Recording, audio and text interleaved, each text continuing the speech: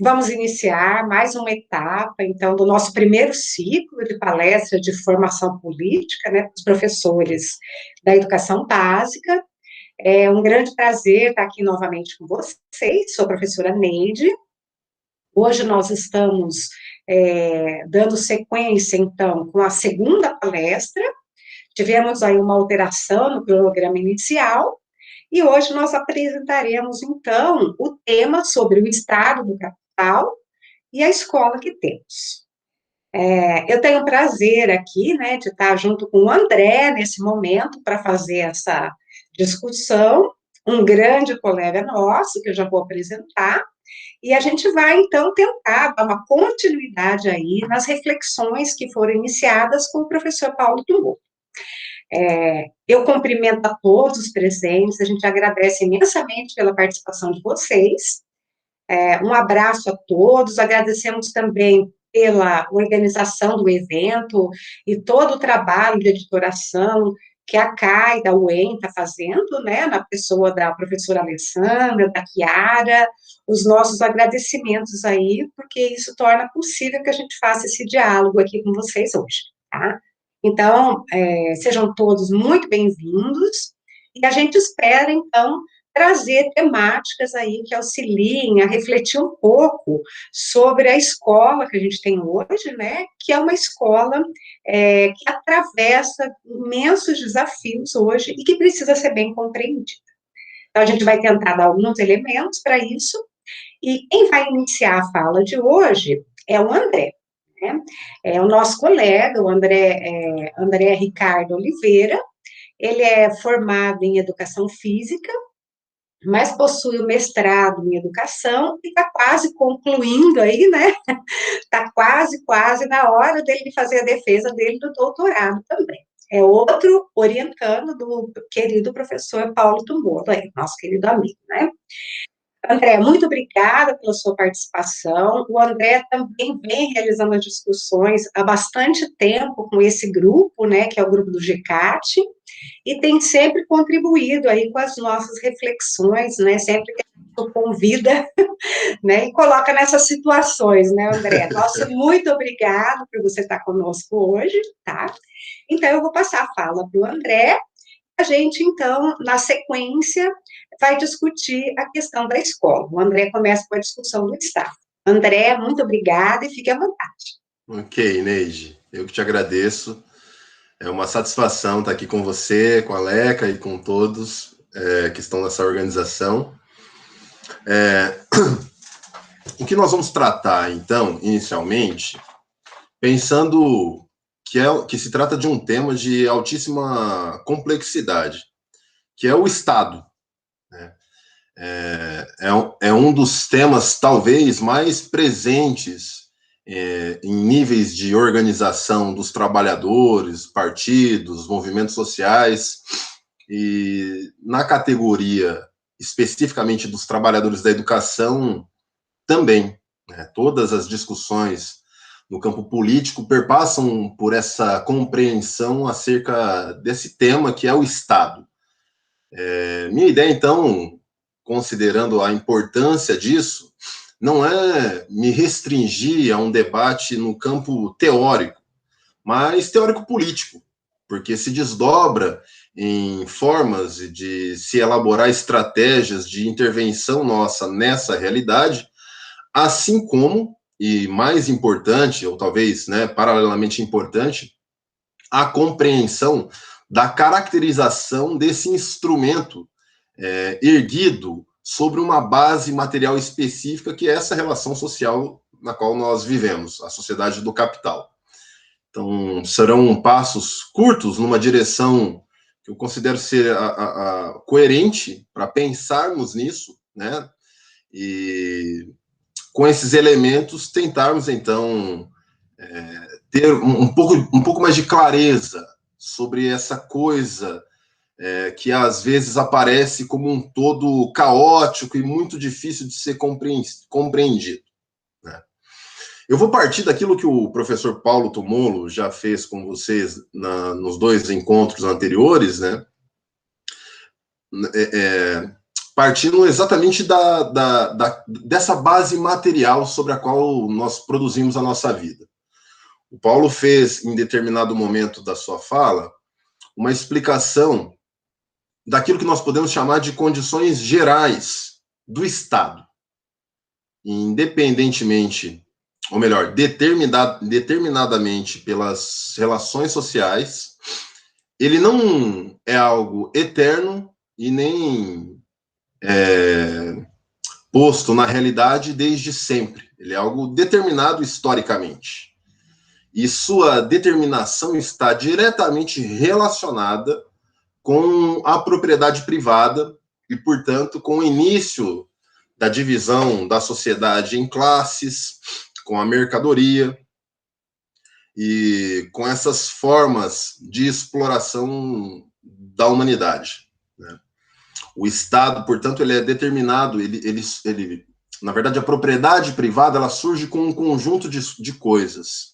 Eu vou passar por isso mais rapidamente, porque o professor Paulo já fez uma exposição brilhante sobre isso, mas que nos servirá de pilar, né, para a gente entrar na discussão sobre o Estado. Então, com o surgimento da propriedade privada e com ela a mercadoria, as classes sociais, surge pela primeira vez na história da humanidade, isso é muito recente, considerando toda a história que nós temos, a necessidade de uma organização política por meio de um instrumento, do qual nós poderíamos chamar de uma superestrutura, completamente determinada pela base material na qual ela está erguida.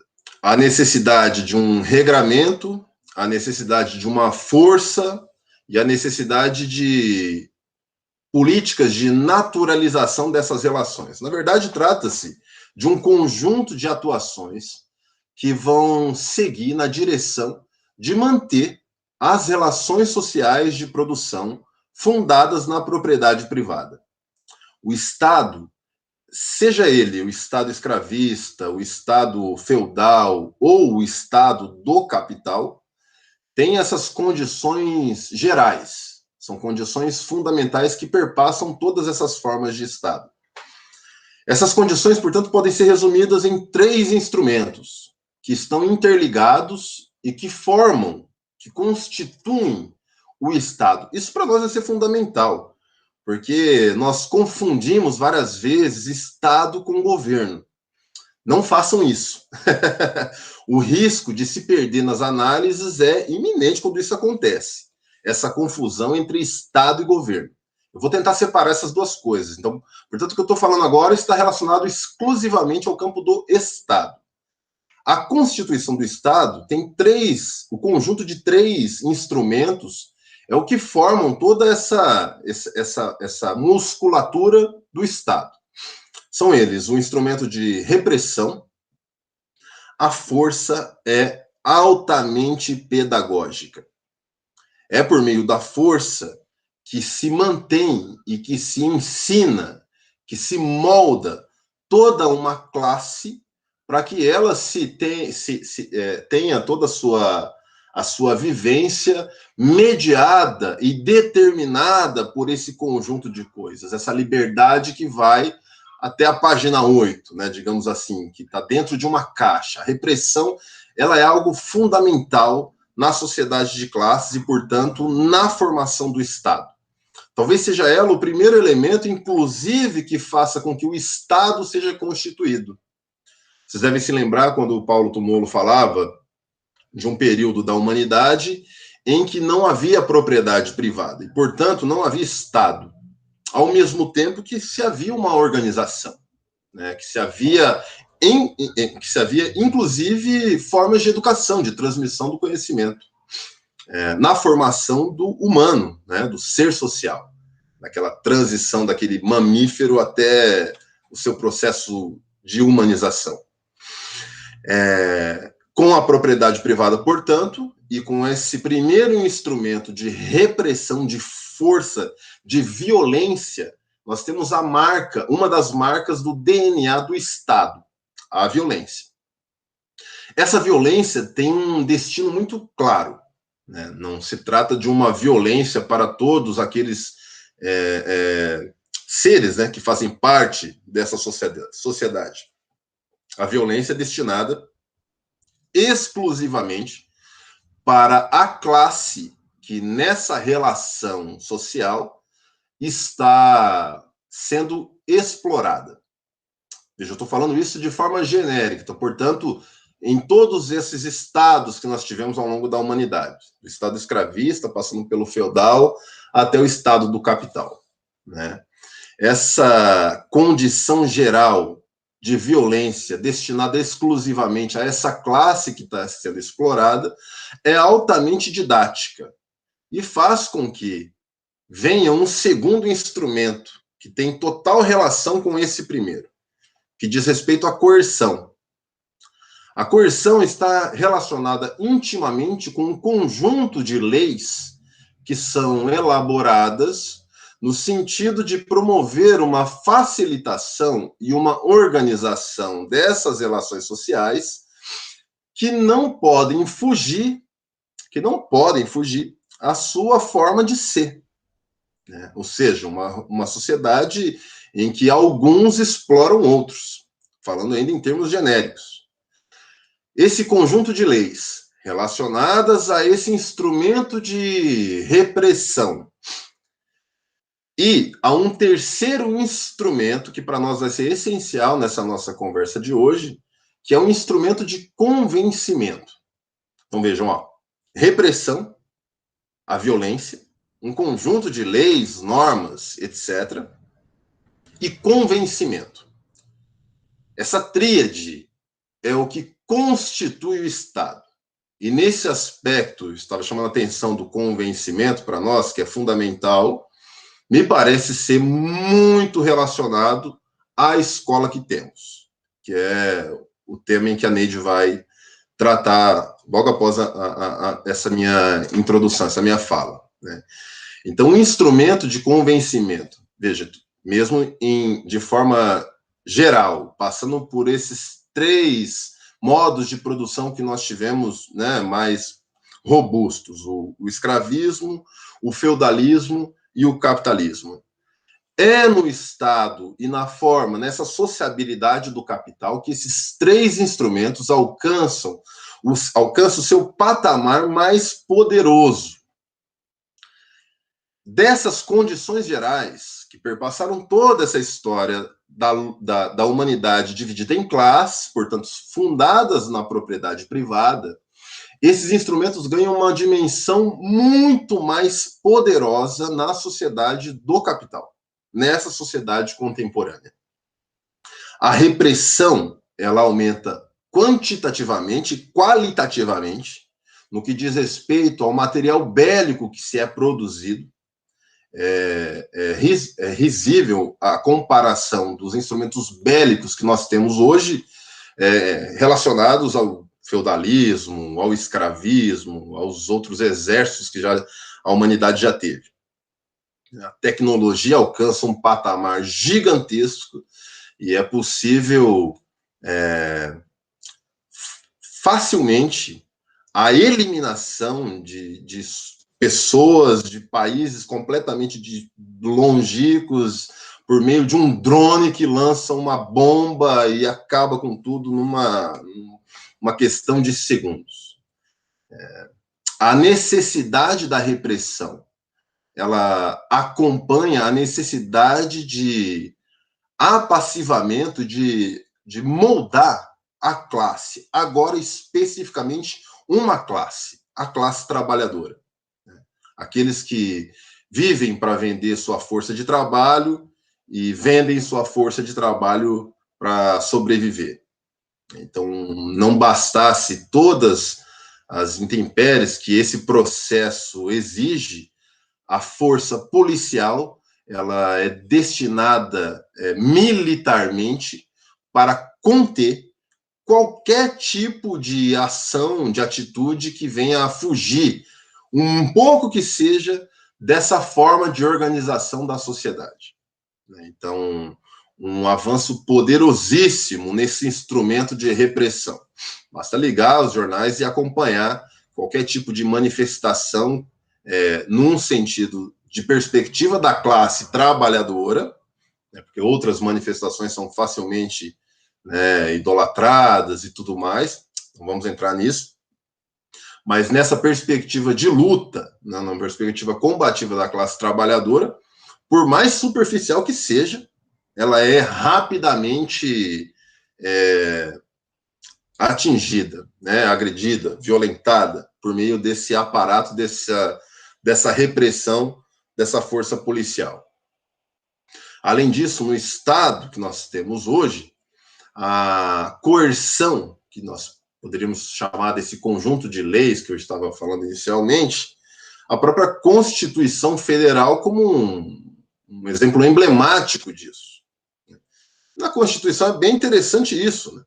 O direito à propriedade privada, que, como vocês já viram na conversa com o Paulo, é a propriedade de privar o outro daquilo que eu tenho. Né? Então, a propriedade privada só existe na privação dos outros daquilo que eu possuo. E isso, mais especificamente nessa relação social, ganha uma dimensão extraordinária. Né? Leis que correspondem à forma de organização da sociedade. Então, portanto, não são as leis e por meio das leis que se há uma alteração da forma como as coisas funcionam. É o contrário. As leis são expressão, né? Elas são expressões da forma como as coisas funcionam. Elas não determinam, elas são determinadas por isso.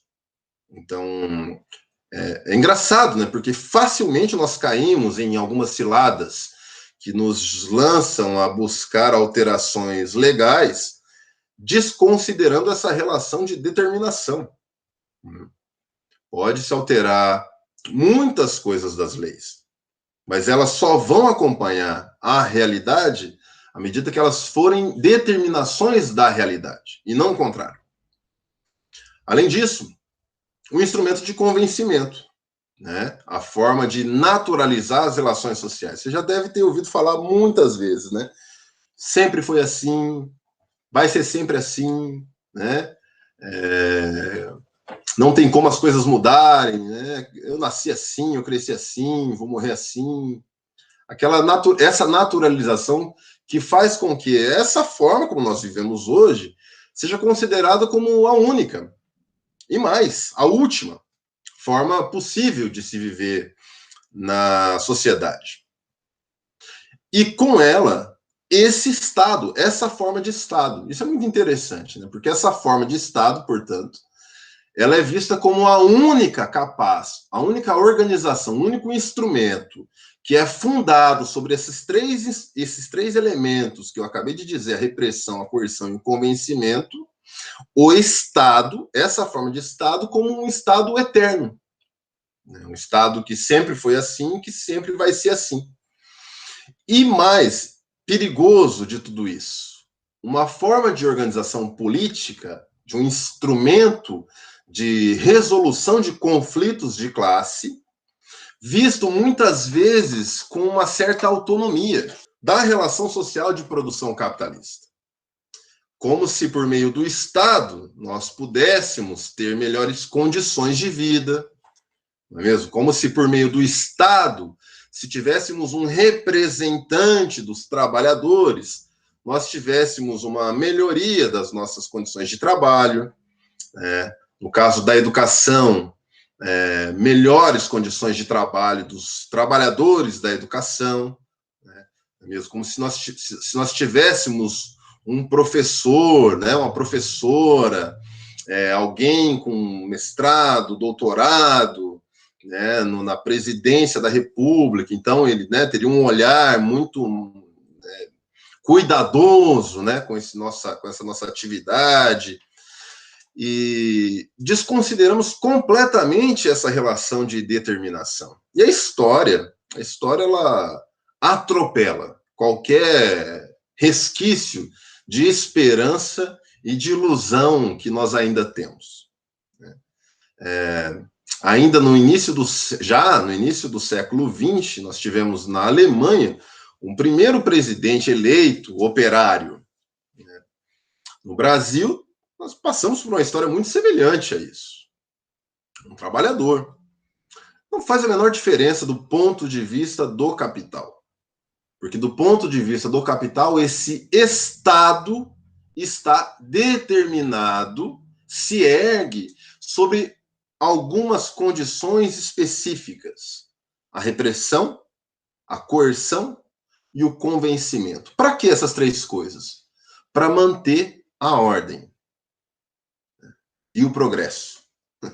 Para manter essa forma em que a exploração tipicamente capitalista, agora não falando mais de uma forma geral, mas especificamente capitalista, ocorra. Nessa relação de determinação e, portanto, considerando não faz o menor sentido compreender o Estado como se fosse algo autônomo e tivesse as suas próprias leis, as suas próprias determinações, mas compreendendo como sendo algo determinado pela relação social e não contraditório a ela, temos que fazer uma outra diferenciação, uma outra distinção entre o Estado, fundado nessas três coisas, e na propriedade privada, portanto, determinado pela relação especificamente capitalista, no nosso caso, e o governo, né? A personificação daqueles agentes, daqueles funcionários que vão gerir as coisas. Se o Estado não tem autonomia com relação à própria produção capitalista, ou seja, ele é determinado e não determinante, o governo menos ainda. São completas marionetes, funcionários, que, quando realizam a sua função, portanto, de dar conta desses três elementos, repressão, coerção e convencimento, adequadamente à lógica de produção e reprodução da vida na sociedade capitalista, quando eles dão conta disso, podem falar o que quiserem, podem falar as asneiras que quiserem, a gente pode aditivar e encontrar os exemplos mais toscos, mais bizarros, mais desumanos, que vão continuar fazendo, porque o que de fato interessa é o cumprimento dessas funções do Estado, do capital. Um funcionário que cumpra essas funções adequadamente vai seguir toda a sua gestão, todo o seu mandato. Um funcionário que não dá a perspectiva do capital, não conseguir adequadamente, a partir dos ciclos do capital, do processo de expansão, o processo de crise, adequadamente cumprir a gosto, vai ser chutado, né? Vai ser colocado para fora do jogo. Quanto mais adequado estiver essa lógica, mais facilmente cumprirá. Isso não significa dizer que aqueles que foram chutados não estavam adequados a essa lógica, mas a velocidade com que as medidas eram feitas não satisfaziam as necessidades do capital. Era, portanto, uma alteração. Vejam, morte às esperanças e às ilusões. Qualquer que for a forma, qualquer que seja a forma de governo ou das pessoas que vão assumir essa função de serem funcionários do Estado, que é determinado pela relação capitalista, serão também determinados. Não há autonomia nesse processo. Sei que isso é muito polêmico, extremamente polêmico, e poderíamos marcar outras conversas para aprofundar nesses assuntos, né? O mais importante para nós, como eu dizia inicialmente, é introdutoriamente compreender essas relações de determinação e não cair nessa cilada de considerar as coisas descoladas da sua base material. Então, para compreender o Estado, eu preciso compreender o capital, essa forma de ser do capital, porque é ela que determina o Estado. Assim como, para entender a escola, eu preciso entender o Estado, que é determinado pelo capital. Estão intimamente relacionados. Portanto, a partir dessa compreensão, nós temos alguns elementos para entender a escola que nós temos. Inicialmente, porque a Neide vai seguir com essa discussão, mas além da distinção entre Estado e governo, e da determinação do Estado como um instrumento político capaz de gerir as coisas da relação capitalista, portanto, um Estado do capital, um Estado que vai gerir os conflitos, que vai fazer o que for para que as coisas permaneçam como elas estão. Nós precisamos distinguir também aquilo que nós entendemos como um lugar comum, como algo público. Né? Nós chamamos a escola de escola pública. E nós entendemos o público como sinônimo de estatal. Como se aquilo que fosse do Estado fosse público.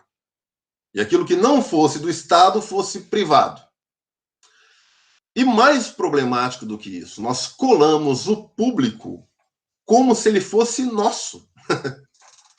É muito legal isso. Então, o público, ele é nosso. Infelizmente, não. Né? Um parênteses aí. O fundo público, vocês já devem ter escutado falar disso algumas vezes. Né? O fundo público do Estado. Ah, mas já pensou se nós tivéssemos parte do fundo público destinado à saúde pública, à educação pública, né, à escola pública, etc., à segurança pública, etc., etc. Quando fica nesse plano da aparência, acreditamos que, a depender da gerência dos governos, do Estado determinado pelo capital, isso seria possível. Isso é uma pura ilusão. Porque, na verdade, não tem nada de fundo público. É um fundo do capital. É um fundo muito bem apropriado. Né? É um fundo que tem proprietários. Não tem nada de público no fundo público. É um fundo que vai ser destinado, né, vai ser utilizado para satisfazer esses interesses que não são os nossos. Né? Não são os nossos. Quem foi que disse que público é nosso? Não. Essa historinha de a Petrobras é nossa. Não. Não tem menor cabimento. Né? Tem proprietários. E são esses proprietários privados da relação social capitalistas os proprietários também desse fundo público. Fechando parênteses, né? A partir desse ponto de vista, aquilo que nós entendemos como escola pública, para ficar ainda nesse termo, ela é, na verdade, uma escola estatal. Né? Veja, não tem problema nenhum chamar de escola pública, não estou querendo fazer uma correção dos termos, mas para nós entendermos que a escola pública é a escola estatal, e o Estado é o Estado do capital. Essa é a relação que nós temos que fazer. Se nós desconsiderarmos isso, vamos acreditar que por alterações por meio dos limites dos muros da própria escola, serão suficientes para nós termos alguma garantia de avanços. E não. Porque tem uma relação de determinação e não de autonomização, de autonomia. Né? A escola pública, por ser uma escola estatal e o Estado ser um Estado do capital, aí nós já temos alguns elementos para fazer os links daquilo que eu falava inicialmente sobre instrumento de convencimento e função social dessa escola. Né? Que ao contrário do que nós pensamos e fomos formados, e o tempo todo aquela ladainha que nós escutamos, de que ela é nossa, não. Né? Tem uma relação de determinação aí. Respirem fundo, calma, né? Não significa que está tudo perdido, então não tenho o que fazer, aqui agora o que eu faço? Não. Conversava com a Neide antes, né? Ao contrário disso, né? Desse possível estacionar, né, nessa compreensão, fazer com que pareça que está, né, então está tudo acabado, não há o que fazer, é o contrário disso, na verdade. É para que a gente não gaste a nossa preciosa energia, já tão consumida por essa relação tão brutal, né, tão mesquinha, tão dolorosa, que nos tira o ar, né, para que diante dessa situação nossa energia possa ser gasta num lugar específico que possa de fato provocar alguma alteração nessa nossa forma de vida. Ou seja, se compreendendo que a escola determinada por esse estado do capital, então, portanto, uma escola estatal, de uma sociedade do capital, né? Uma sociedade, então, que vai fazer com que todos os seus instrumentos estejam adequados à sua forma de ser, seria muito estranho que essa escola estivesse fora de toda essa relação social de produção e essa relação política de organização por meio do Estado. Se ela fosse autônoma a ponto de, por meio dela mesma, se produzir algo que se contrapusesse àquilo que a determina. Olha que interessante que é isso, né? Então, essas crenças, né, que por um longo período de tempo foram construídas, verdadeiras religiões no âmbito da educação, que, ao contrário de nos impulsionar para algo diferente, né, e, portanto, de luta, numa perspectiva dos trabalhadores, contribuem para uma análise no plano, sendo bastante generoso e bastante otimista no plano das ideias, né, como se as ideias pudessem alterar a realidade, né, e não o contrário, as próprias relações sociais é que vão determinar essa forma de consciência. Então, mas vejam, ó, escola estatal, do Estado, que é um instrumento político de organização das relações sociais fundadas na sociedade do capital. Nessa que tem a propriedade privada, em que uns são detentores da sua força de trabalho e outros dos meios de produção, isso tudo que o Paulo Tumolo já conversou com vocês inicialmente. Essa relação como uma relação de determinação.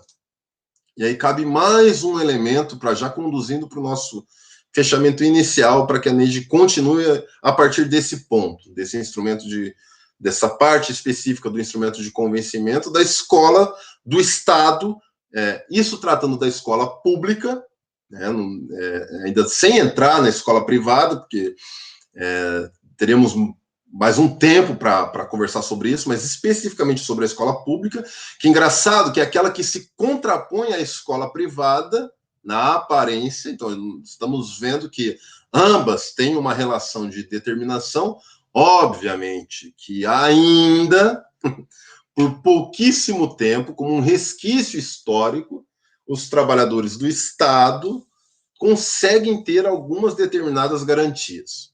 Mas fiquemos tranquilos, isso é uma questão de tempo para acabar, né? Garantias legais.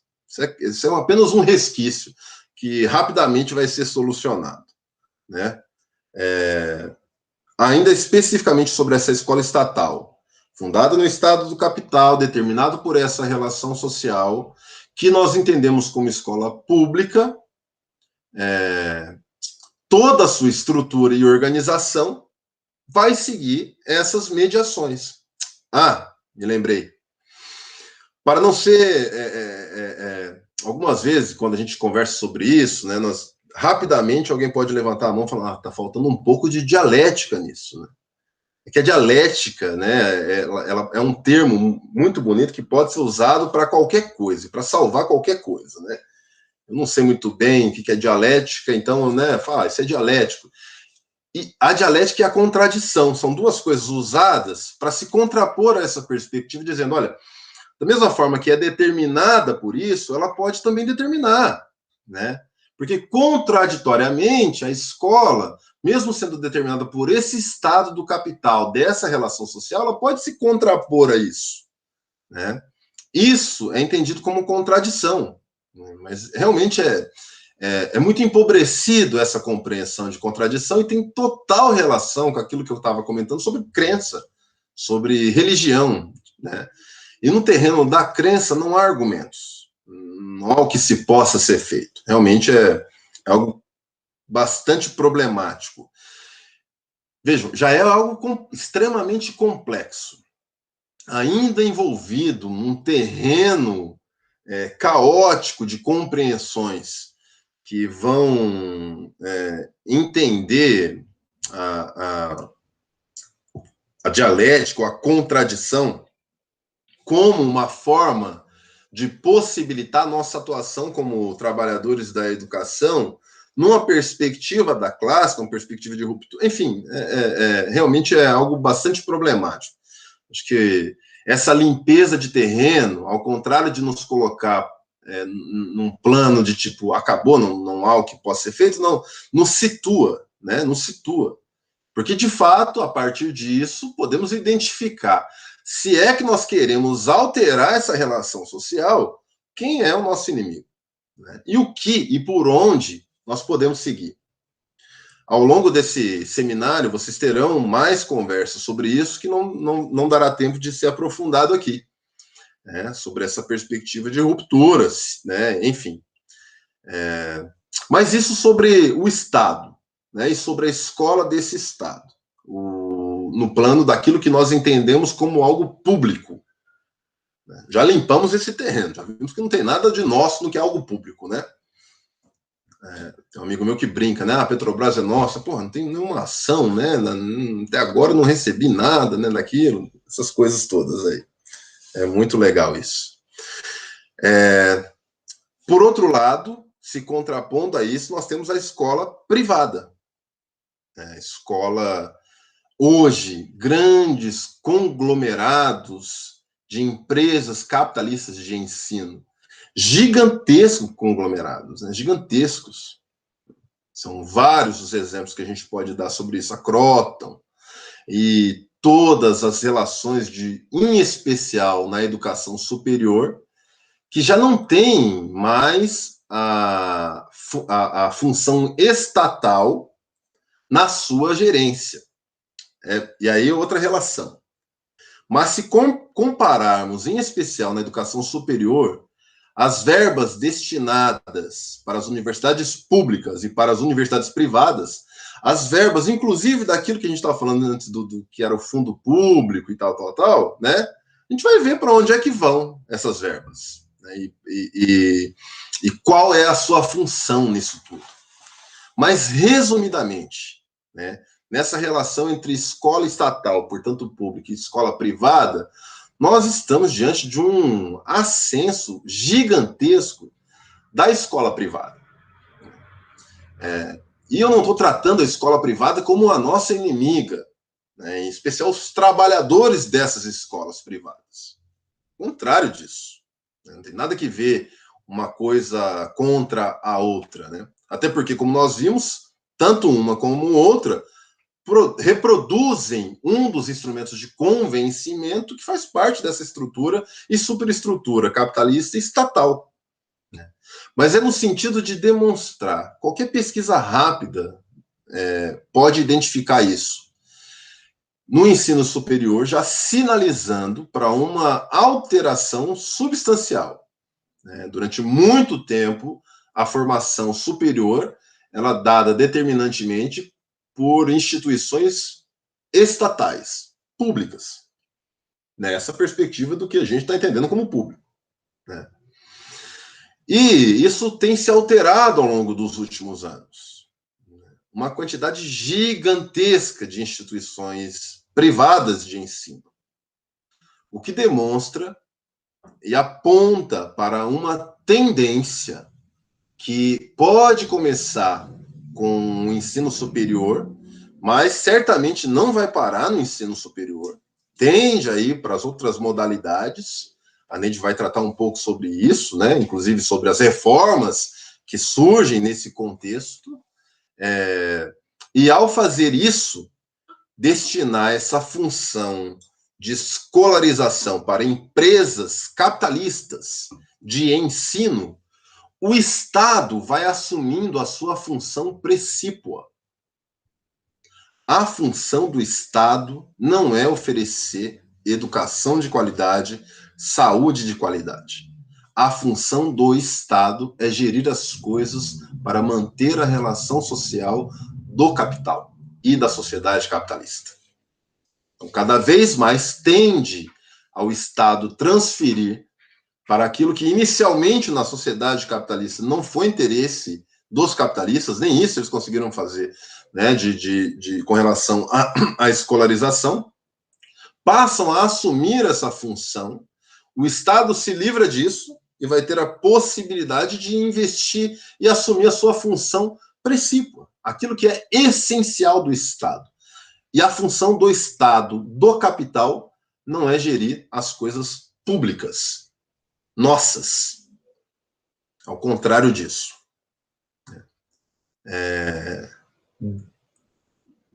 Poderíamos conversar horas sobre essas coisas e os desdobramentos que isso tem. Vou me contentar com essas provocações iniciais dessas relações de determinação e eu passo a palavra para que a Neide continue a partir disso, da escola que temos, né, desse tema indispensável para nós. Muito obrigada, André. Acho que só por aí a gente tem elementos já para... Acredito que a cabecinha de todo mundo vai estar fervilhando aí, né? Elementos para a gente refletir, enfim, e ver o quanto é complicado pensar a escola que temos, né? A partir desses elementos todos que o André colocou. Acho que uma questão que demarca bem o problema que a gente se depara é justamente o considerar a escola que a gente tem a partir da base material em que ela está assentada, né? Acho que fugir um pouco da ilusão que a gente muitas vezes tem no campo educacional de que a escola tem um poder além daquele real que ela pode desempenhar nos limites dessa sociedade, né? Então, assim, para a gente tentar fugir um pouco das nossas ilusões aí, e um pouco mais para a nossa realidade da escola mesmo, pensando nessas determinações materiais, pensei inicialmente, então, apontar para vocês alguns determinantes mesmo dessa escola. Então, assim, o primeiro aspecto que a gente tem que estabelecer bem, deixar bem demarcado, para a gente poder entender um pouco dessa escola, é que ela não está descolada da realidade material. Então, entender a escola demanda o entendimento dessa realidade material, né? Tudo isso que o André falou, e também o que o professor Paulo Tumolo já havia falado, a gente já tem a dimensão do quanto compreender a escola não tem nada de óbvio e nem de simples, né? Por quê? Porque a escola que temos hoje está inserida no âmbito de uma relação social que é extremamente complexa, contraditória e de difícil percepção pelo senso comum, né? A gente já viu o quanto é necessário um mergulho para compreender, um mergulho teórico mesmo, para você compreender a complexidade dessas relações na sociedade capitalista e os seus determinantes. Claro, a gente nessa formação não tem elementos para tempo suficiente, né, para trazer esses elementos que compõem essa realidade. Mas justamente a gente quer demarcar o quanto é importante, como ponto quase de partida para qualquer consciência real dessa escola, compreender essa realidade, né? A realidade do capital. Então, esse é um primeiro aspecto que a gente teria que levar em conta, afinal de contas, hoje, mais do que nunca, né? No momento em que a gente tem uma sociedade aí globalizada, né? Com um termo mais comum, ou, em outras palavras, a gente tem a mundialização do capital, as relações econômicas do capital hoje, elas são mundiais, elas se estendem a todo o planeta, praticamente, né? E a gente tem, então, ideologicamente a explicação desse fenômeno como se a globalização fosse um avanço de comunicações, de informações, na educação isso vem muito forte, né? Mas, no fundo, o que se globalizou mesmo, o que se mundializou, foi essa relação do capital. Então, assim, entender qualquer fenômeno dessa realidade sem entender o capital já seria uma tarefa desastrosa, para dizer o mínimo, né? Porque a gente não consegue entender onde essa instituição escolar, essa atividade educacional está inserida. Então, seria um primeiro elemento para a gente considerar aí. O outro elemento também, quando a gente fala em escola tal, é pensar um pouco no que significa educação, né? Que pode parecer bastante óbvio, mas muitas vezes acaba sendo esquecido. A educação, ela não ocorre só no espaço escolar, né? A educação, ela ocorre desde o nosso nascimento, ela faz parte da constituição dos humanos, né, do ser humano. E, como o André, o professor Paulo já trouxeram nas falas anteriores, né, a própria escola, ela é uma constituição histórica, né, e relativamente recente. Por quê? Porque até antes do surgimento da propriedade privada, né, dessas relações, a gente tem o quê? A educação na própria vida, né, na própria troca, nas próprias ações, na família, né, nas relações humanas que se estabelecem, independente de qualquer sistematização.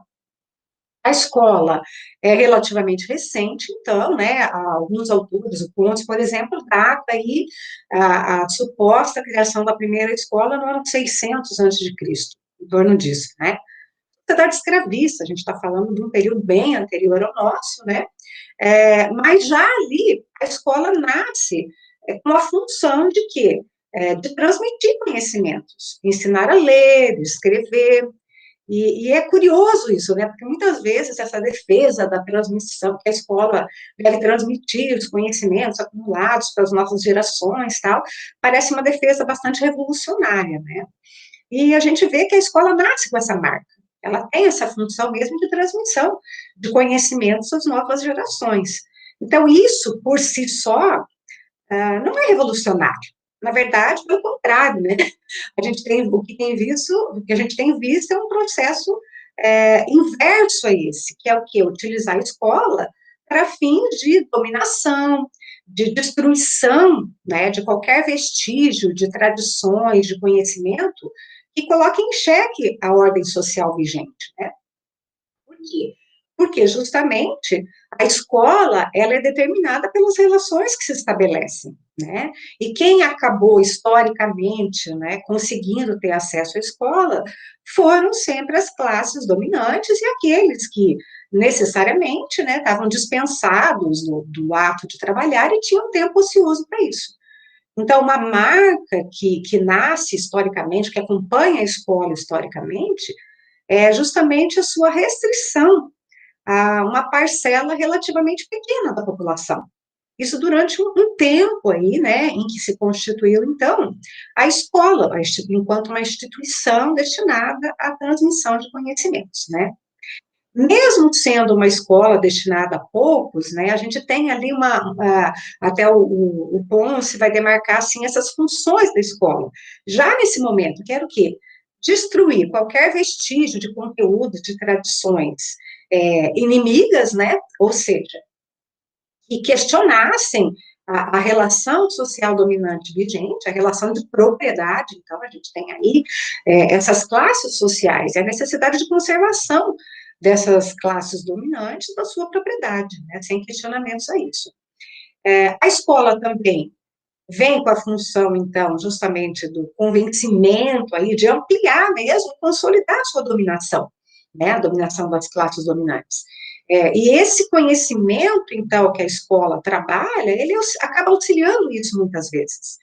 E, claro, né, com isso você também previne as contestações e possíveis rebeliões aí que possa haver contra a escola, né. Então, a escola nasce com essa marca, e aí vai também demarcando aí uma diferenciação até mesmo entre sábios, trabalhadores, né, e isso acompanha aí boa parte da história até a constituição, a consolidação mesmo da sociedade capitalista. quando a gente vê esse quadro, então, se alterar em alguns aspectos. E aí é importante a gente dizer, né? Vai se alterar na aparência, porque no seu conteúdo ela não perde essas funções originais, né? Que, como o André já falou, elas acompanham essa sociedade de classes, né? E os seus interesses. Então, o que a gente vai ter de diferente na sociedade capitalista em relação à escola? Bom, já nas revoluções, né, no processo de constituição dessa sociedade capitalista, que foi um processo que demorou séculos, né, o professor Tumolo já falou um pouco disso, da questão do germe, ali, da mercadoria, né, que foi adentrando no interior da sociedade feudal e foi destruindo aquela forma social anterior, né. Então, o que acontece nesse processo? Vai se constituindo gradativamente a sociedade capitalista. E com ela nasce a ideia e a defesa aí da escola para todos, né? E a gente vê consolidada essa defesa através da escola estatal. Então, aí já cabe o primeiro problema, ligando aqui com o André falou, né? A escola pública para todos mesmo, né?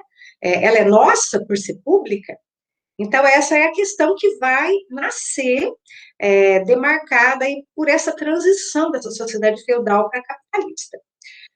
Claro, essa ideia de escola para todos, ela nasce já no século XVI, já durante a Reforma Protestante.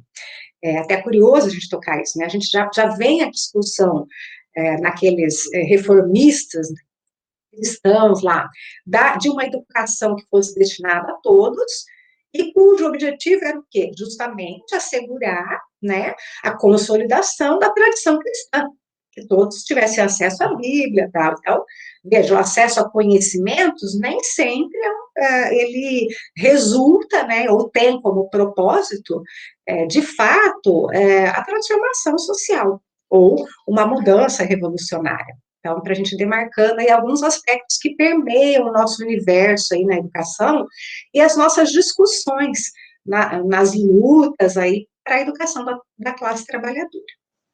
Então, veja, a escola nasce na sociedade capitalista, então, ela é defendida na Reforma Protestante, na própria Revolução Francesa, ela é defendida novamente, né, no momento, então, em que as classes burguesas revolucionariamente lutam contra o passado feudal, e ela vem acompanhada aí da defesa, da formação e até da consolidação do homem livre, né? O homem livre dessa sociedade. E aí vale a gente demarcar um pouco o que significa essa liberdade que a sociedade burguesa defende e que até hoje a gente tem aí, né, na nossa Constituição, né, nos documentos mundiais, educacionais, essa defesa aí da liberdade humana, tá. Bom, vale demarcar que a liberdade que é defendida por esses revolucionários naquele momento é a liberdade daquela relação feudal, né? É o homem poder se libertar da relação feudal, e ser, então, se constituir, então, enquanto um homem livre. Só que essa liberdade pressupõe também que, da mesma forma que ele se liberta daquela relação de dependência feudal, ele também se liberta aí, né, dos seus meios de produção, dos instrumentos necessários para garantir sua sobrevivência. E aí a gente já conhece a consequência dessa história na sociedade capitalista, né, que o professor Paulo colocou bem na primeira palestra, que é o quê? Bom, como o trabalhador não detém os meios de produção, né, e ele acabou sendo separado da terra de onde ele tirava a sua subsistência, ele é jogado na sociedade, então, para ter que sobreviver, e a única forma que ele vai conseguir garantir a sua sobrevivência vai ser o quê? Vendendo a sua força de trabalho. Essa é a única mercadoria, então, que os homens livres passam a dispor nessa nova sociabilidade, na sociabilidade do capital, para garantir a sua sobrevivência quando não tem a posse dos meios de produção. E a gente já sabe, então, que dessa maneira, historicamente, a gente constitui aí a classe trabalhadora assalariada, que vai ter que vender sua força de trabalho, então, para garantir sua sobrevivência, sua reprodução social. Bem, é diante disso que nasce aí, então, a escola para todos, como produto, então, de uma sociedade que se constituía e que lutava por essa liberdade humana. Bem, se no momento revolucionário ela nasce com esse ideal, então, de avançar a humanidade, progredir, o que a gente tem já no momento de consolidação da sociedade burguesa, e isso ocorre durante o século XIX, principalmente, é a evidência, né, concreta de que essa sociedade, afinal, né, não era realmente livre e igualitária quanto se prometeram, se desejara, né, durante a Revolução Francesa. Por quê? Porque fica evidente justamente essa diferenciação social entre as classes possuidoras dos meios de produção e aquelas que, para sobreviver, precisam vender sua força de trabalho. Então, o que acaba acontecendo no século XIX? As primeiras revoluções aí dos trabalhadores, que se veem altamente explorados nessa nova sociabilidade e que, claro, vão se organizar, tanto política quanto ideologicamente, para questionar essa ordem social. E isso demarca em todo o século XIX. Nós vamos ter, então, as revoluções de 1848, que na Europa vamos dizer assim, revelaram, né, explicitaram, então, esse momento de amadurecimento dessa sociedade e de organização, de consolidação dessa nova divisão em classes entre os capitalistas e a classe trabalhadora, e também vamos ter a Comuna de Paris, aí, em 1871, né, na França, em que os revolucionários criam suas próprias escolas, né, uma experiência que dura muito pouco, mas que traz, então, demonstra e expressa todas as ambições e os projetos, então, da classe trabalhadora, de realmente destruir as bases já dessa sociedade capitalista, como destruindo a propriedade privada, que é uma proposição, então, uma luta que os trabalhadores já conseguem, né, temporariamente, óbvio, né, a Comuna de Paris vai ser como o André disse, né, o Estado do capital vai atuar eficazmente, né, usando a repressão mesmo, e a gente tem aí historicamente, né, para quem não conhece ainda a história da Comuna, né, um massacre de homens, mulheres e crianças que acabam com essa experiência revolucionária. Mas por que trazer isso aqui agora? Bem, porque apesar da escola para todos ser defendida no século XVI, na Reforma Protestante, e mesmo no final do século XVIII, lá no período da Revolução Francesa, não é aí que ela se consolida de fato. Quando é que o Estado vai assumir essa função de ofertar a escola para todos? Ele só fará isso, de fato, após essas ameaças revolucionárias, né? O momento, então, em que a classe burguesa toma consciência de que, ou ela assume a educação das classes trabalhadoras, ou as classes trabalhadoras o farão. Então, é nesse momento que o Estado assume, então, e cria a escola pública. Veja, uma escola pública, gratuita e obrigatória. Né? Obrigatória é curioso, né? O fato de ser obrigatória, e não é à toa, né? Por quê? Porque é necessário justamente que o Estado, então, assegure, por intermédio dessa escola pública, ou a escola do Estado do capital, o cumprimento das suas funções, principalmente a de coerção e de convencimento, aí, em relação a essas relações sociais que são estabelecidas nessa lógica do capital, que é a venda da força de trabalho, que é, na verdade, a única fonte, né, de geração de mais valor aí para o capital. Bem, então, assim, a escola pública nasce, então, inserida aí nas lutas de classes, né, no interior dessa luta de classes, vamos dizer, no auge dessas lutas de classes, ela nasce com essa função muito específica aí, né, de educar as classes trabalhadoras para que elas não façam. Então, de certo modo, o Estado se apropria dessa função, e ele faz isso, ele vai se apropriar de algumas funções, justamente para organizar essa ordem social necessária para a reprodução do capital. Então, a educação pública, a saúde pública, né? Então, ele assume essa tarefa e a escola passa a ficar sob o controle do Estado.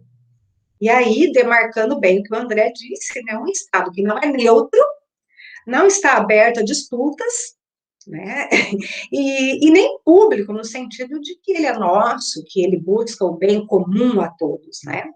Na verdade, todas essas concepções que, lamentavelmente, a gente encontra muito no âmbito da educação, né, elas são concepções ideológicas mesmo, que acabam mascarando o real conteúdo do Estado. Então, isso é uma marca aí que vem acompanhando as leituras, muitas vezes equivocadas, que se fazem da escola pública hoje. Demarcando só um aspecto aqui que o André comentou também, né, para a gente diferenciar, claro que não existem só as escolas públicas, né, a escola privada permanece, continua existindo ao lado da pública, ela não se extingue, e vale a gente também ressaltar aqui uma diferença fundamental entre elas, né, a escola privada, é uma escola que atende diretamente à produção de capital, né? Ela é uma escola que tem o intuito de produção de capital, de gerar lucros para o capital. Então, claro, os trabalhadores que atuam nas escolas privadas, eles são explorados dentro de uma relação capitalista, eles produzem valor. Já os trabalhadores das escolas públicas, né, que são mantidas pelo Estado, a gente não estabelece uma relação diretamente capitalista, no sentido de realizar um trabalho produtivo de capital. Embora, óbvio, que a gente saiba o quanto a gente é atravessado aí, né, por toda a lógica social da relação do capital. A gente não está imune a isso, né? Mas é interessante demarcar que a escola pública, então, ela tem uma característica diferenciada do capital, para o capital. E aí dá para entender um pouco, né, ligando com aquilo que o André falou, né? Quanto essa atividade, que até agora foi exercida pelo Estado, é atrativa nos dias atuais para o capital. Quanto ela representa para o capital, que é a nossa escola básica, principalmente, né, a escola pública, quanto ela representa para o capital em termos de uma nova fonte de lucros e de geração de valor. Então, não é à toa que a gente tem hoje todo o enfrentamento em relação à escola pública. E, por a gente não ter bem demarcado esses pressupostos no nosso entendimento da escola que a gente tem, a gente, lamentavelmente, acaba se apropriando de certas concepções burguesas, então, de certas ideologias, vamos dizer assim, que mascaram essa realidade, né? E a própria esquerda, né, os próprios movimentos dos trabalhadores. E a gente cai, por exemplo, em lutas que vão tentar publicizar esse Estado. Bom, o que significaria publicizar o Estado, né? Caberia perguntar isso. E a gente vê, né, educadores que têm um objetivo, né, de realmente superar essa ordem social, mas propõem lutas nesse sentido, quer dizer, fazer com que o Estado passe a atender os interesses públicos de fato, como se fosse esse o seu objetivo, né? Como se o Estado pudesse ser alterado em sua forma, e isso fosse suficiente para alterar o seu conteúdo, né? E aí o Estado passasse, então, a priorizar o investimento nos serviços públicos, e não nos serviços privados, né? Em decorrência dessa leitura também a gente tem os desdobramentos hoje, né? Que a maior parte das leituras que fazem a crítica à educação hoje, se a gente perceber bem, parece que a grande razão dos problemas hoje que a escola pública enfrenta é o Estado neoliberal, né? Então, a gente tem aí a caracterização até do Estado também, hoje ultraconservador, neoliberal. Então, parece que esse é o problema. Então, a gente vê até uma certa nostalgia aí, né? Uma ilusão de que a gente possa, de repente, voltar para aquele estado de bem-estar social, né? Que, em determinado momento, foi necessário até para assegurar as condições de reprodução do capital, e que hoje é totalmente desnecessário, né? Então, a gente fica nesse tipo de luta, e isso, por quê? Por que a gente é levado a isso? Por que a gente acaba propondo isso? Muitas vezes porque tem esses desvios na compreensão do Estado, né? O que ele é, de fato, né? O conteúdo desse Estado. E assim, né, aquilo que o André falou, a gente não tem problema nenhum com as leituras diferentes, não se trata disso. A questão não é teórica, o problema maior não é teórico, embora também não seja, né? Se a gente busca a compreensão, se a teoria, a ciência, tem a função de compreender a realidade, a gente se desviar dessa compreensão e ficar apenas na aparência, né? Não captar a essência dos fenômenos sociais, principalmente no âmbito dessa sociabilidade complexa que a gente está, isso também não é ciência, né? A gente também peca contra a ciência. Mas o maior problema mesmo é político. Por quê? Porque as lutas que nós vamos encaminhar, até a luta, né, que os educadores fazem hoje, de maneira bastante organizada, com esforço, né? A gente sabe o quanto é difícil hoje enfrentar esses problemas que a educação atravessa. Então, essas lutas, elas dependem, né? As estratégias que nós vamos adotar de luta, elas dependem da leitura da realidade que a gente tem. E quanto mais equivocados em relação à realidade, mais dificuldades a gente tem, então, de enfrentamento dessa realidade. Então, a gente acaba caindo na armadilha de querer, por exemplo, a maioria das vezes, né, ocupar espaços no Estado, né? Como se o Estado, o fato da gente se incorporar a essa instituição, essa organização do Estado, desse elementos suficientes para alterar o seu conteúdo, né? Reverter o Estado para uma outra função que não seja a sua mesma de assegurar e salvaguardar aí as condições necessárias para a reprodução do capital. Então, a gente vai para essa luta por ocupação de espaços, e também a gente acaba condenando, muitas vezes, e atribuindo os problemas educacionais e essa carência que a escola pública enfrenta hoje a uma falta de vontade política, né, dos nossos governantes de investir em educação. Bom, isso é terrível, né? Terrível porque a gente fica achando, a gente cai num campo ainda mais complicado vamos dizer assim, superficial mesmo, que é a questão da vontade, né? A gente já viu como a vontade individual, a nossa consciência individual aí, né, como ela é limitada, como ela é impotente diante da realidade material que se impõe, né? Então, cair nisso é incorrer em graves equívocos, e a gente acaba, então, caindo em estratégias inócuas, a gente tem um desgaste imenso nas lutas e que não nos levam a nada, não nos permitem avançar. Então, é nesse sentido que a gente tenta demarcar aqui, né, eu e o André, esse caráter real mesmo do Estado, aqui que ele serve nessa sociabilidade. Não para nos imobilizar, como o André bem colocou, né? Muito pelo contrário, para nos fortalecer nessa luta e nos dar elementos para realmente enfrentar essa realidade, né?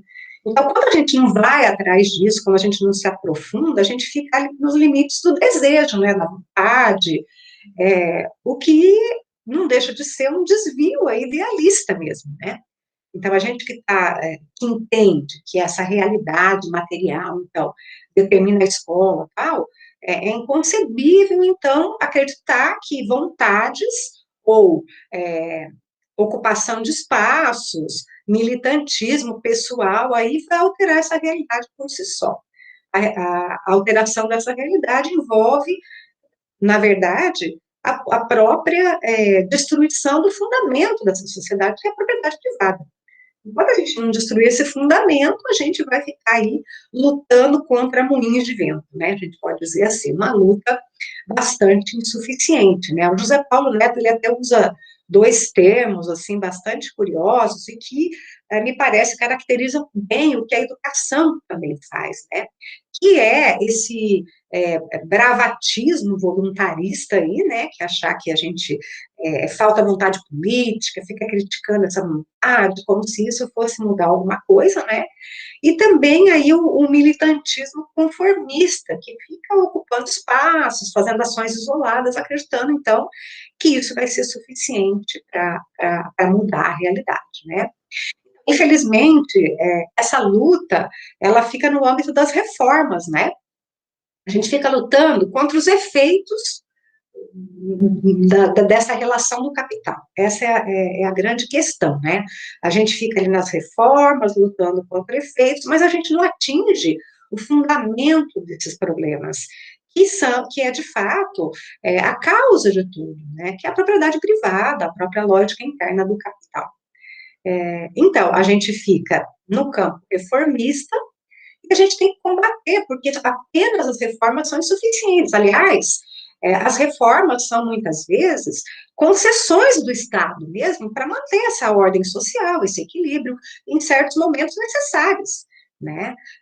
Só que são limitadas, elas são aceitas, como a gente está percebendo hoje, né, no desmonte aí, de direitos conquistados historicamente pelos trabalhadores e tal, mas que no momento atual, o capital não precisa fazer esse tipo de concessão e simplesmente está destruindo, né? Então, essas reformas, elas se sustentam até o momento aí em que são necessárias ao capital, no momento em que o capital não precisa mais delas, há o desmonte e pronto, né? O trabalhador novamente fica na mesma relação aí. Bom, então, esses pressupostos que eu tentei demarcar um pouco aqui, foi no sentido de tentar auxiliar aí a gente a ter uma leitura mais real da escola que a gente tem, né? São pressupostos mesmo, né? Como entender a escola que temos. Fugir um pouco das ilusões e ir mais para o terreno da realidade concreta, certo?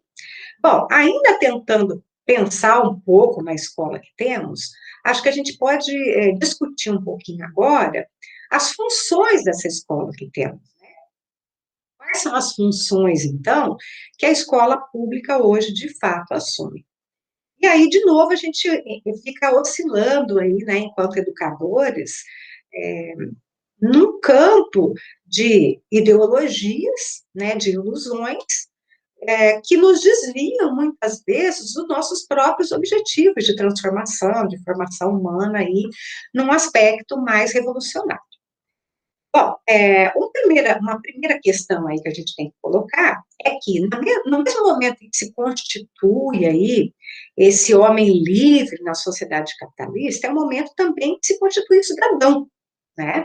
Então, o cidadão é uma característica da sociedade burguesa, é uma criação da sociedade burguesa. Aliás, o cidadão tem um direito, né, à escola pública, laica, gratuita, obrigatória, que não é uma criação, portanto, uma luta propriamente da classe trabalhadora, né?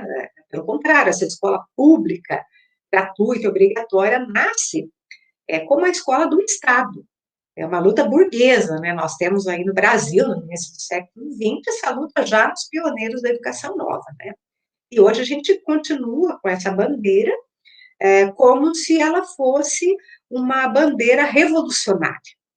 Bom, enquanto essa escola pública for a escola do Estado do capital, a gente já tem problemas em relação a isso. Então, claro, não se trata de criticar a luta pela escola pública, a gente não deve lutar pela escola pública, não, mas é a gente saber os limites estreitos que a gente está fazendo essa luta, né? É uma luta, na verdade, que não vai trazer uma revolução, uma transformação real na escola que a gente tem. Bom, então, quando a gente fala em formação do cidadão, tem que entender de que cidadão a gente está falando, né? E é curioso que essa é um objetivo que acompanha a escola pública atual, tanto para as classes trabalhadoras, quanto para os organismos mundiais, tá? Até um certo consenso em relação a isso, né? É uma função da escola, formar o cidadão para que ele possa se inserir na sociedade. Bom, quem é esse cidadão?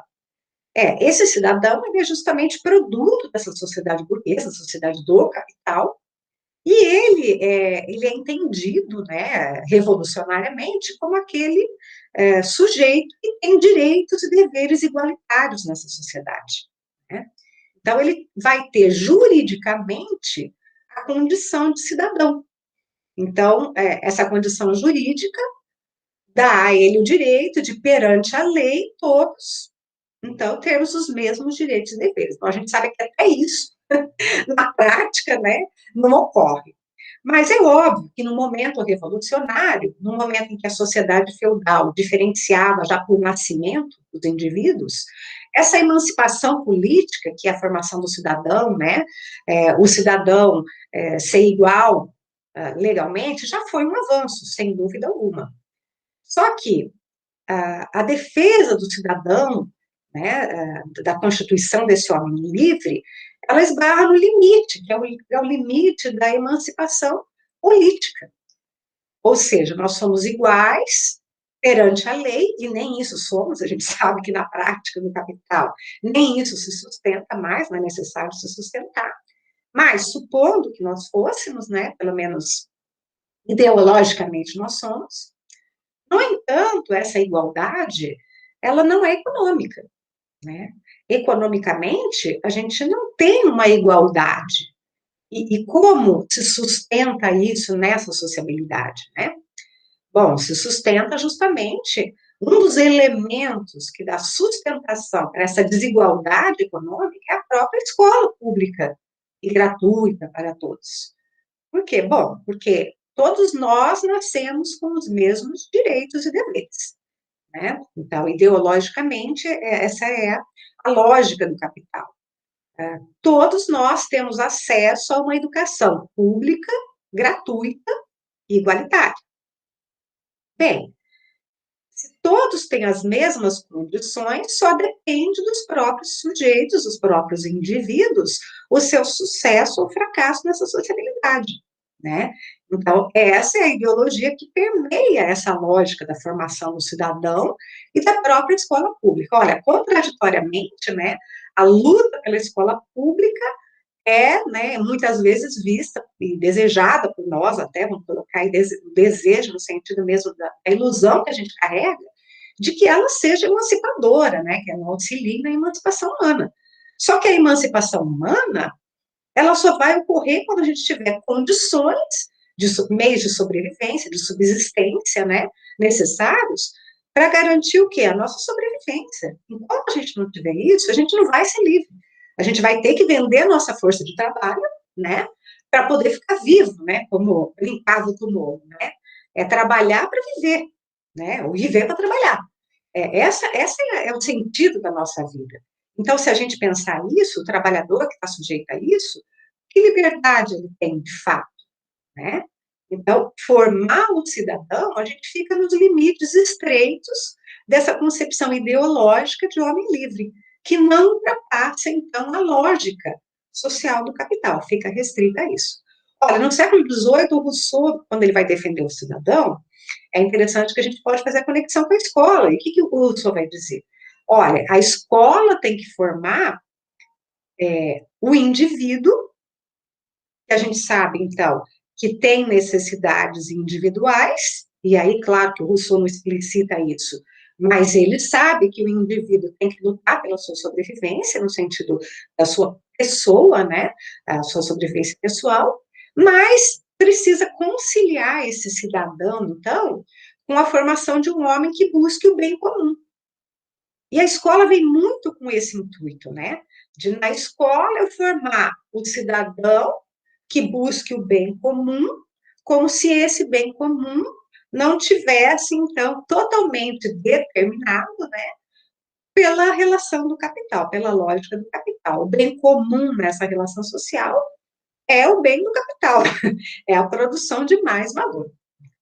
Então, a escola acaba assumindo uma tarefa que é impossível, né, que é formar um homem para buscar o bem comum, quando ele tem que procurar sobreviver nessa guerra de vida ou morte que se faz hoje, né?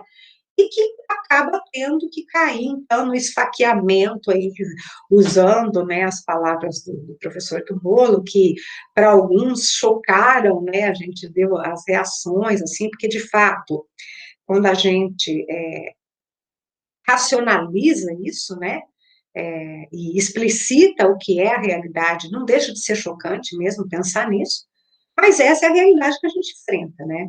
Então, o sentido dessa discussão é problematizar um pouco o que é exatamente, o que a gente está fazendo quando a gente defende a formação de um cidadão, né? Essa tem que ser a nossa luta mesmo na escola.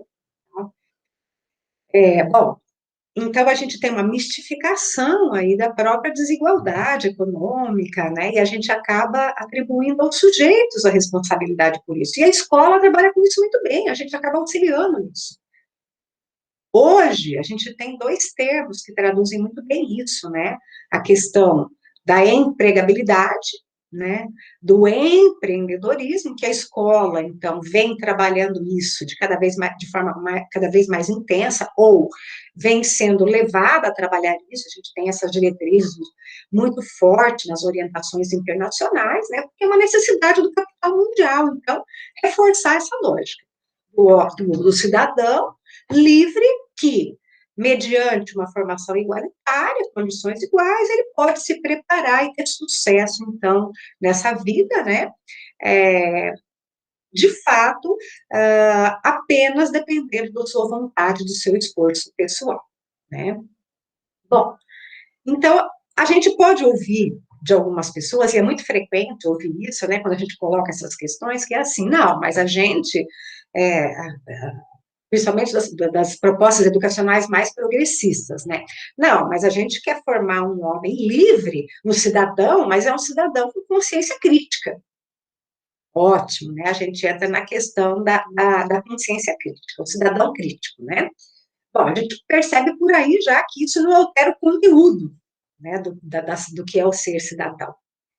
O ser cidadão continua sendo aquele sujeito que tem direitos e deveres igualitários, mas que não está na mesma condição social real, ou seja, ou ele é possuidor de meios de produção e pode, assim, comprar a força do trabalho e explorar, ou ele não tem os meios de produção e para sua sobrevivência só resta o que vender sua força de trabalho.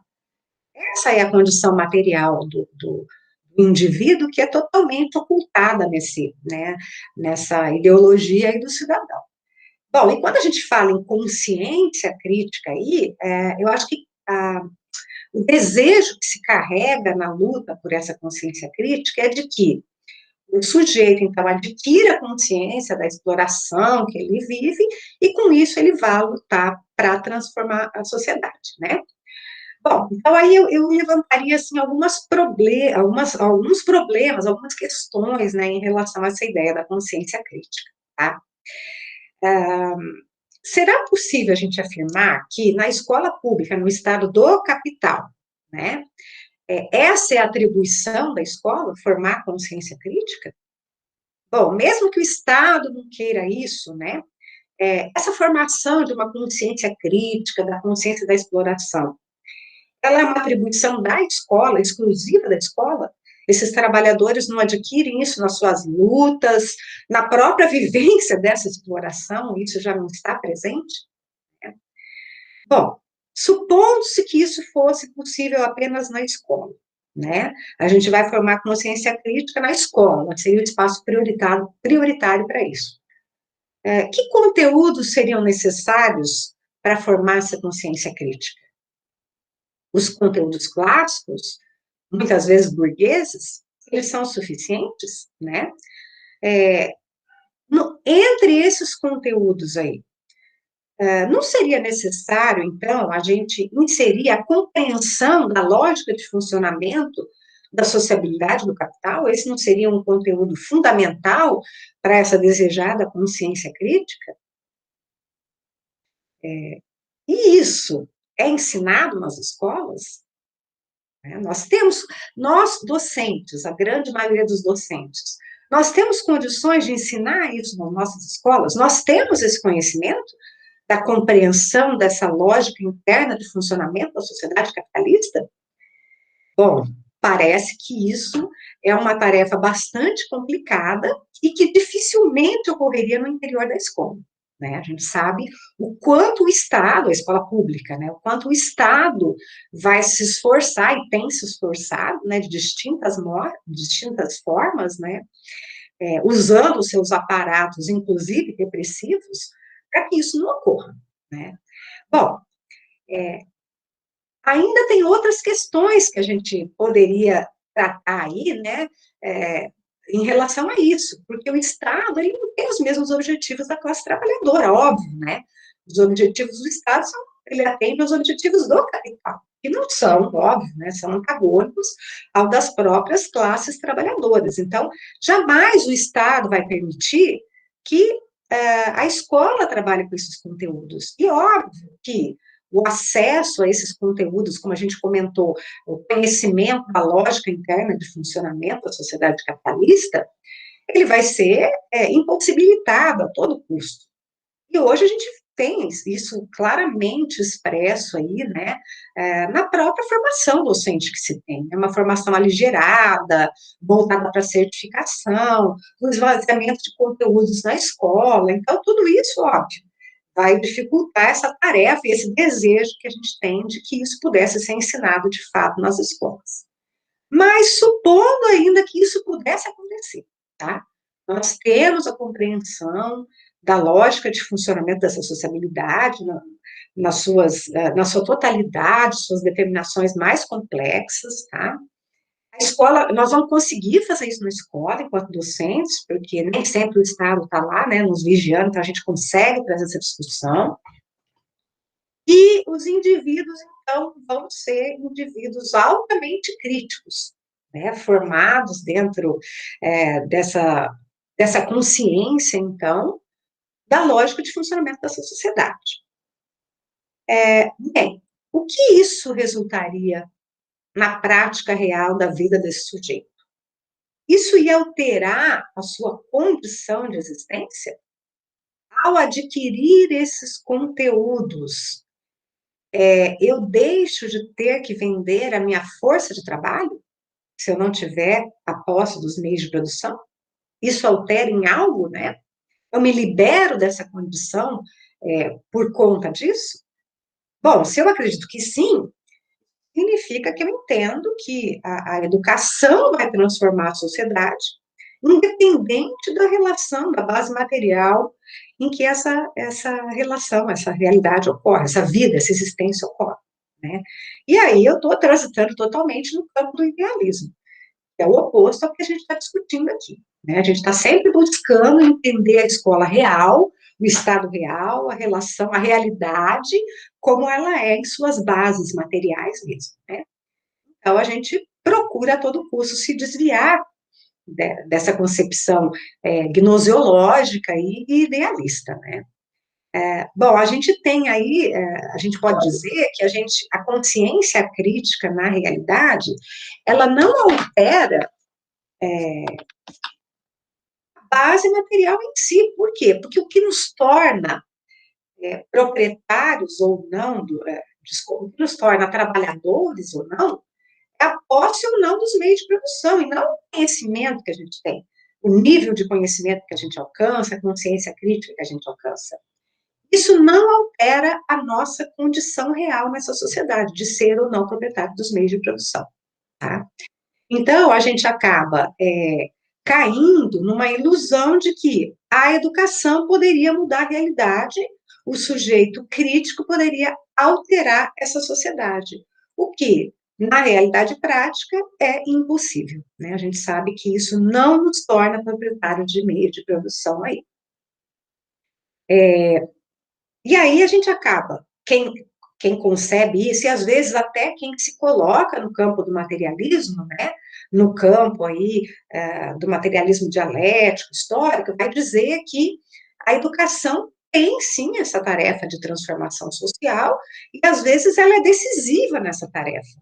Então, isso é uma ideia difícil de ser combatida para quem tem essa crença, né? A gente cai aí numa ilusão ideológica que é difícil de combater. No entanto, quando a gente olha a realidade material e concreta, isso se desmonta completamente. Por quê?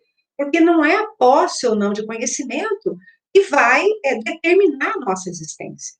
Até o professor Paulo citou, né, nós temos lá os donos da JBS, que são praticamente analfabetos. Então, a gente até costuma brincar, né, que o capitalista agradece de ter uma força de trabalho bem esclarecida, com conhecimentos avançados, né, uma força cada vez mais qualificada, que ele pode explorar melhor ainda, né. Então, assim, no fundo, a gente não está desvalorizando a função da escola com essas discussões. Muito pelo contrário, a gente quer demarcar justamente que a função da escola não é essa, a escola não é redentora dos problemas sociais, né? E aí até uma ilusão que a gente teve, uma mistificação muito comum aí no começo do século, e que na verdade nunca caiu, né? É essa de que a escola pode alterar a realidade social, econômica, né? A escola vai para o meio desenvolvimento do país, ela que resolve os problemas do país. Olha só, isso é tão sério, né? Joga um peso tão grande no nosso trabalho de docentes, que a gente acaba sendo culpabilizado, né, por uma série de questões. Questões internas da escola, a questão do desenvolvimento, olha só a responsabilidade que cai nos ombros dos professores. Então, o nosso intuito com essa discussão aqui, é importante demarcar, não é desvalorizar o trabalho docente nem o trabalho da escola, mas sim demarcar os limites desse trabalho, de fato, limites dessa escola onde a gente atua. É uma escola que está no âmbito do Estado. Portanto, a nossa tarefa como educadores é, sim, assegurar que os nossos alunos, né, os seres humanos, enfim, tenham acesso a conhecimentos produzidos pela humanidade, conhecimentos que são da humanidade. Isso já não é uma tarefa fácil, é uma tarefa gigantesca, ainda mais nas condições reais que a gente tem. Então, se a gente der conta dessa tarefa, puder cumprir de modo satisfatório essa tarefa, a gente já tem que ficar muito realizado, a gente já cumpriu a nossa função, né? Então, a gente vê muitas vezes a própria esquerda, né, é, responsabilizando os docentes, às vezes, pelo insucesso, pelo fato de não ter avançado nas lutas, aí, é porque não usou a teoria correta, ou porque não conhece ela corretamente em seus fundamentos, então tinha que formar o educador para essa teoria funcionar. A questão não é essa, não é teórica, a questão é o fundamento que perpassa toda a lógica interna da escola, né? A escola é uma escola, a escola pública, né, é uma escola do capital, e ela vai ser atravessada por essas funções do capital, por mais que a gente queira, então, transformar isso. Mas a gente já está vendo que isso não é resultado nem de desejo, nem de uma luta individual. Transformar a escola que a gente tem hoje é uma questão que envolve uma transformação muito mais profunda, que é a transformação da própria base material, né, que condiciona as nossas vidas hoje. Então, veja, a gente recebe nas nossas discussões, né, o André já colocou isso, né, acusações, a gente ser pessimista, reprodutivista, imobilista, nossa, é uma chuva, né, de críticas que a gente recebe. Bom, na minha experiência, né, e na minha própria vivência enquanto professora também, eu não acredito nisso. Eu acredito que, muito longe de ser pessimista ou imobilista, a gente é realista.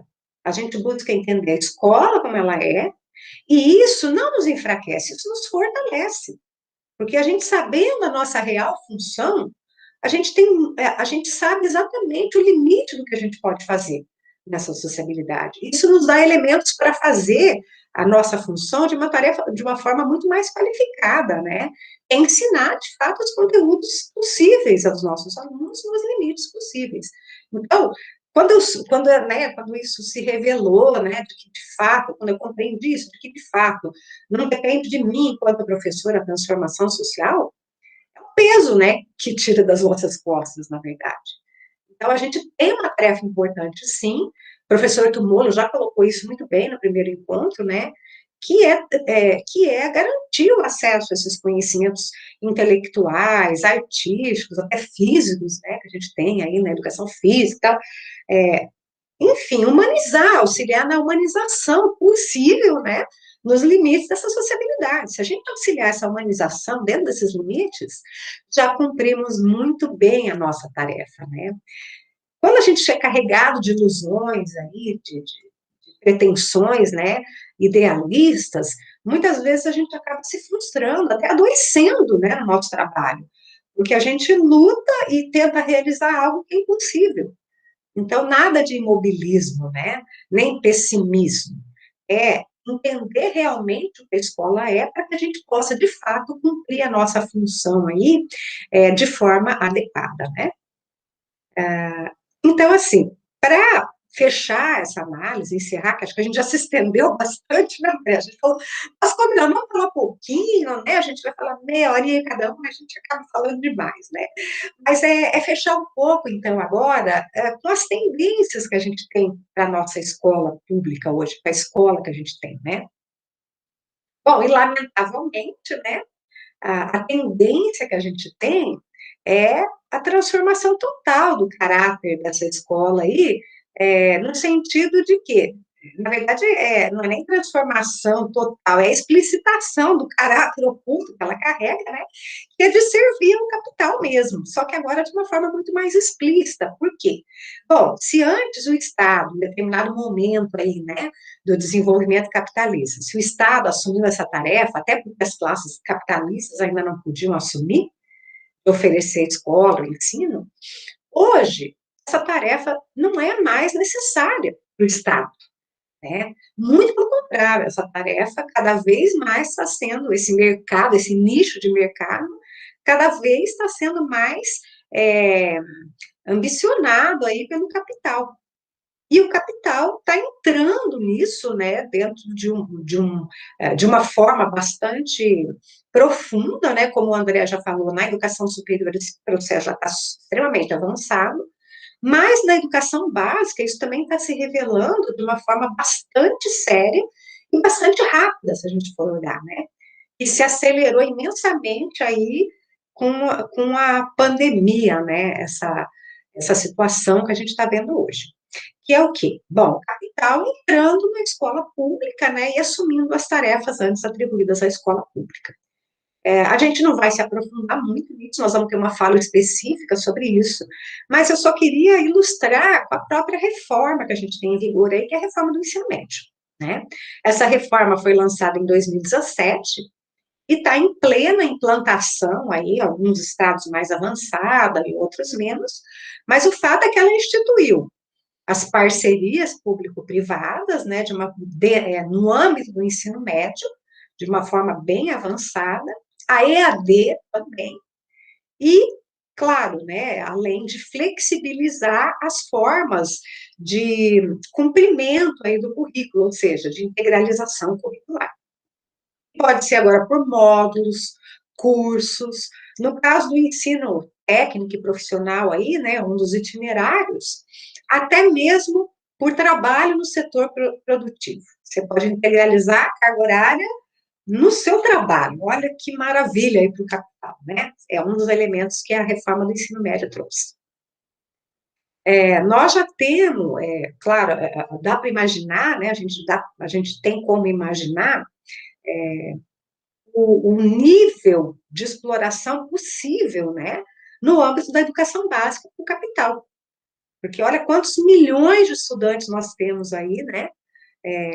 O que não dá para o capital, então, se apropriar dessa tarefa de ensinar, no sentido, então, de produzir valor e de ampliar sua própria reprodução. E é isso que está ocorrendo. Vou dar o exemplo do estado de Minas Gerais, que acho que é o caso mais avançado aí, que a gente tem conhecimento, pelo menos, né, espero que não tenha ninguém mais avançado ainda, mas não duvido nada, né, em que foram 3 escolas públicas de Minas Gerais, de Belo Horizonte, já foram, então, transformadas através de um projeto piloto, agora, em 2021, em escolas conveniadas. Então, como elas vão funcionar em âmbito do ensino médio, né? essas escolas vão ser abertas, então, a parceiros privados. Claro que ali vem sem fins lucrativos, isso é uma ironia, né? Porque a gente pega esses grandes conglomerados capitalistas que lucram é, bilhões aí, né, anualmente, e que tem lá o carimbo de serem sem fins lucrativos, porque oferecem retorno à comunidade e tal. O fato é que a parceria com o setor privado, com o capital, e essas 3 escolas vão funcionar, então, como um projeto piloto, sendo assumidas por essas organizações parceiras aí, ou seja, pelos capitalistas. Então, veja, uma primeira mudança, eles até colocam assim, né, no âmbito pedagógico, claro que essas escolas vão seguir as diretrizes mundiais, óbvio, né, são diretrizes do capital, né, essas conferências internacionais, elas estabelecem, então, a educação necessária para o capital mundial hoje, então vão seguir essas orientações, óbvio, diretrizes nacionais, tal, mas a grande alteração que eles colocam lá, a principal alteração aí, né, é no campo administrativo. É que os seus docentes, então, eles não vão ser mais servidores do Estado, né, os professores. Eles vão ser contratados em regime de CLT por essas organizações privadas que assumirem essas escolas, né. Bom, a gente tem aí, então, o capital se apropriando, né, acho que é só para finalizar, né, me explicitando aquilo que o André falou, né. É o Estado, então, tem aí o fundo público, entre aspas, né, o fundo do capital, que vai ser destinado, então, a essas instituições privadas que, além de receber, então, esses recursos públicos para gerirem as escolas, ainda vão poder gerar capital, explorando, então, o trabalho dos professores contratados aí agora em relações, então, capitalistas, produtivas de capital, né, enfim, né, os docentes se proletarizando aí. Bom, gente, a gente fecha, então, essa discussão de hoje, né, gostaríamos de ter boas notícias, né, dizer que as perspectivas são boas para a escola, que temos, né, para o Estado, mas, assim, a nossa tarefa que nos foi atribuída aqui nesse curso, né, ela é justamente de formação política, e a gente assegurar uma formação política implica em assegurar a todos os trabalhadores, e aqui nós estamos falando dos trabalhadores da educação, né, uma compreensão mais qualificada, realista, da escola que temos, da realidade que temos e do Estado, então, que sustenta e subsidia essa escola no dia de hoje, tá? Esperamos, então, que essas discussões auxiliem vocês a refletir, né, sobre a tarefa da escola, as lutas que a gente está conduzindo, né, e, claro, a gente não tem como, nos limites dessa fala, fazer discussões aprofundadas, né, mas mais do que trazer certezas para vocês e, assim, conclusões, a gente abre aqui, né, vários campos aí de reflexões para que vocês procurem, então, se inteirar melhor, refletir e avaliar tudo que foi discutido, para que possam continuar, então, nesse trabalho de professores, que tão importante é para a humanidade hoje, né? Então, muito obrigada aí pela participação de vocês. André, quer colocar mais alguma coisa? Isso mesmo, Neide. Só agradecer também, dizer aos trabalhadores da educação que continuem se cuidando, e que tenhamos a possibilidade de, em um outro momento, nos juntarmos, né, nas lutas que virão por aí. Obrigada, André, obrigada a todos, e a gente encerra, então, mais uma etapa do nosso ciclo, né, agradecendo aí pela participação de vocês, e em breve, então, a gente anuncia a data do próximo encontro. Então, um abraço a todos, e que sigamos firmes na luta aí. Abraços. Tchau, tchau.